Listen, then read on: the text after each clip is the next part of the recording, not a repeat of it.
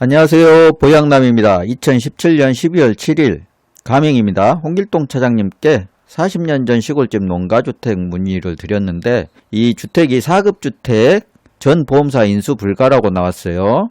그래서 제가 그냥 포기하기는 안 되잖아요. 그래서 이분이 굉장히 잘하세요. 홍길동 차장님이 적극적이시고 지금은 다른 데 가 계시는데 2017년도에는 저희 본부 쪽에 같이 계셨던 분입니다. 시작하기 전에 먼저 말씀드릴게요. 이거는 주택화재 인수에 관한 부분이라 일반인들은 조용히 나가주시고요. 보험설계사 합격을 하셔가지고 일주일 미만 되신 신입분들 계시죠? 그분들이 좀 들어주세요. 그리고 나머지 분들은 조용히 나가셔가지고 다른 동영상 보세요.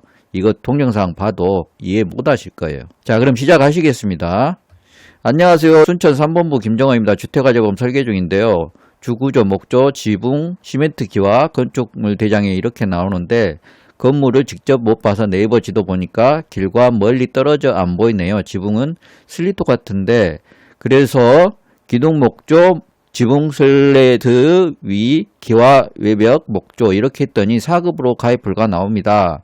그래서 직접 건물을 보려고 하는데요. 실제 건물이 건축물 대장과 혹시 다르다면 가입 가능할 수 있나요?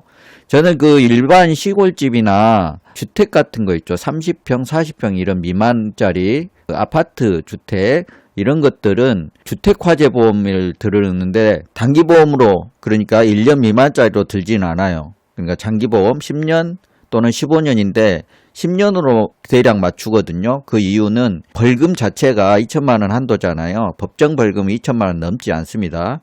이거는 요즘 그 운전자 보험하고 헷갈리시면 안 돼요. 주택화재 보험에 벌금이 있어요. 벌금이 2천만 원을 초과하지 않기 때문에 2천만 원이 기간이 10년이에요. 딱 10년. 그래서 장기보험으로 유도하는 동영상을 제가 찍어 놨는데 그거 밑에 설명란에 적어 놓을 테니까 그거 참고하시고요.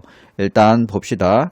네, 안녕하세요. 대장상의 목조 기둥으로 나오면 실제로도 목조일 가능성이 많더라고요. 목조인 4급 주택은 전원주택으로 지어진 건 건물만 인수한다고 하는데 여러분이 배우셨죠? 건물은 1급, 2급, 3급, 4급, 5급 이렇게 나눕니다. 5급은 거의 불가라고 생각하시면 되고요. 3, 4급이라고 해서 화재보험이 가입이 안 되는 것은 아니라고 배우셨잖아요. 그렇기 때문에 이거는 무조건 안 된다. 제가 여기 보면 전 보험사 인수 불가라고 떴다고 그랬잖아요. 그런데 직접 사진을 찍어가지고 심사하시는 분한테 이런 주택입니다 라고 실제 주택 사진을 전면, 측면, 뒷면, 사방팔방 다 찍어가지고 되도록 많이 찍어요. 그래서 내부 부분도 찍고 그런 부분들 다 찍고 뭐 소화기 있으면 소화기 부분도 찍고 적재된 그런 것들, 돈이 될 만한 것들 그런 것도 있으면 찍고 그리고 여기서 참고해야 될 것은 불법 건축이냐 무허가냐 그 둘 중에 하나가 있을 건데요. 그것이 없더라도 없으면 없는 대로 있으면 있는 대로 그렇게 표기를 사진에다가 상세하게 해서 심사를 올립니다. 그러면 심사자가 판단해서 웬만하면 가입을 해줍니다. 그런데 제가 이렇게 동영상을 찍었다고 해서 무조건 가입을 해주는 것이 아니고요. 그 사진들을 보고 가입해줄 가능성의 여지가 많다라는 거. 그러니까 무조건 안 된다고 포기하지 말라는 얘기예요. 주용도가 농가주택입니다. 언제 지어진 주택인가요? 1978년 11월 9일입니다. 어르신들이 옛날부터 사시는 주택이죠. 네. 목조라면 지금은 가입 안 될 것 같네요. 목조주택 인수 불가된 지 얼마 안 돼서 시간이 지나서 인수 지침이 좀 달라져야 가능할 것 같습니다. 대장상에 목조라고 나와도 개축에서 목조 기둥이 없는 경우도 있긴 합니다만 확률은 떨어집니다. 그러니까 이분의 집은 대장상에는 그렇게 나왔지만 지금 이날 말고 나중에 현장을 가봤거든요. 개축을 좀 했어요. 옛날 그 원래 모습이 아니에요. 벽 자체도 그렇고 원래 기둥은 옛날 그 기둥이 맞지만 다시 또 뒤에 보겠습니다. 네, 근데 대장상 주 구조가 목조인데 지붕은 시멘트 기와라고 되어 있는데 무슨 의미인가요? 기둥과 지붕이 있죠. 목조 기와 집이라는 얘기예요. 전원주택으로 근래 지어진 주택 외에는 요즘 목조주택은 어느 회사나 가입하기 어려울 겁니다. 일단 현장에 가까우면 한번 가보시고 확인해 볼 필요도 있을 듯 합니다만 좀 멀리 있다면 비추 네이버상 위성사진으로는 슬레이트 지붕입니다. 건축물 대장에 시멘트 기와라는 말이 이해가 안 돼서요. 제 생각엔 목조 기붕에 벽돌에 큰 콘크리트 쳐서 지었다는 것 같은데 일단 현장을 봐야겠군요. 네, 현장에 언제 가실 예정이신지요? 내일 오전은 12시까지 전혀 통화가 안 되고요. 오늘이나 내일 오후에 가시면 핸드폰 주세요. 영상통화나 사진 메시지로 보내주시면 도움 드리겠습니다. 땡땡땡땡땡 번입니다. 네, 감사합니다. 오후에 사진 찍어 보낼게요. 네, 고생 많으십니다. 잘 됐으면 좋겠습니다. 감사합니다. 이렇게 했는데요. 요즘에는 아까도 설명드렸다시피 무조건 가입이 안 되는 것은 아니에요. 전 보험사 인수 불가라고 그랬는데 여기 집 제가 가입시켰습니다. 4급인데 가입시켰는데 보험은 장기가 유리합니다. 설계사에게 유리한 게 아니라 가입자에게 유리합니다. 그래서 무조건 장기로 가입을 제한을 하시고요. 최소 보험료가 10,000원이라면 10,000원, 20,000원이라면 20,000원 이런 식으로 가입하세요. 자기 이익 챙기려고 10,000원짜리인데 예를 들어서 보험 가액이 그 보험 물건에 대한 보장 보험료가 2,500원 나오고 나머지 적립보험료가 7,500원 나온다 칩시다. 그러면 10,000원이죠. 최소 보험료가 10,000원 딱 맞죠? 그렇게 하면 되는데 자기 이익 챙기려고 20,000원, 30,000원짜리로 만들어요. 그러면 환급률은 높아지지만 나중에 만기 되었을 때 불나질은 거의 없어요. 불나면 이제 뭐 난리가 나는 거죠. 그래서 화재보험을 가입하는 거니까.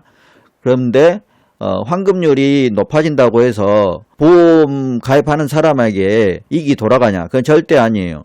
그러니까 최소 보험료로 가입하시는 게 가장 이익입니다. 나중에 만기 환급 됐을 때요. 해지 환급이다. 그런 거 됐을 때 보험자에게 10,000원짜리하고 20,000원짜리, 30,000원짜리, 40,000원짜리, 50,000원짜리 이렇게 이제 환급률은 100%가 넘어갈 수 없으니까 서점 같은데 이런 데는 굉장히 많이 때려봤거든요. 40만 원, 50만 원, 100만 원짜리 이런 식으로 때려박습니다. 책들이 많으니까 그런 것들도 있고 뭐 여러 가지 뭐 상가들도 있고 뭐 그러는데 그런다고 해서 보험사나 설계사에게 돈이 되는 거지 고객에게 도움이 절대 안 돼요. 두 가지 중에 하나를 선택해야 돼요. 장기보험으로 가입할지. 장기보험으로 가입한다 그러면 최소 금액이 10,000원이다. 그러면 10,000원짜리로 가입시키시고 장기보험의 장점이 굉장히 많음에도 불구하고 1년짜리로 가입하시겠다.